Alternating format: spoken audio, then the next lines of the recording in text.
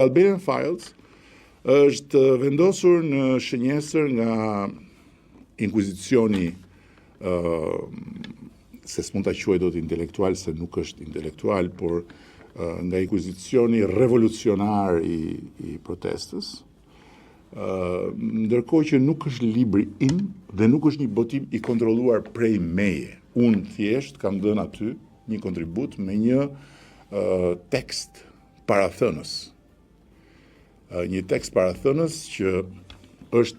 patjetër krenari që unë si kryeministri i Shqipërisë të isha i ftuar ta shkruaja dhe që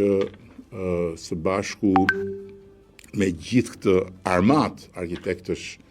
dhe profesionistësh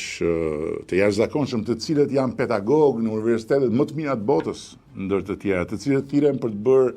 konferenca mbi arkitekturën për të rejat, për të rinj, për të interesuarit dhe paguhen saqimet e kokës në vende të tjera, dhe ka ardhur si një projekt editorial tërësisht i pavarur, është konceptuar, është kuruar nga Aneke Abeglak dhe siç thash janë kontribute të studiove që punojnë në Shqipëri 2 dekadët e fundit. 2 dekadë. Është diçka fenomenale. Patjetër që ka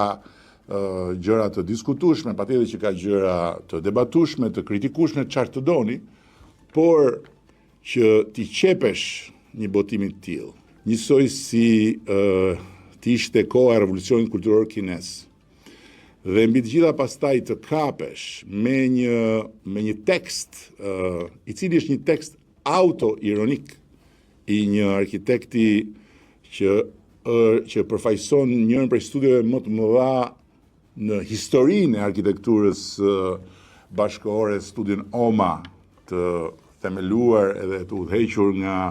legjendari Rem Koolhaas. Ky është kulmi.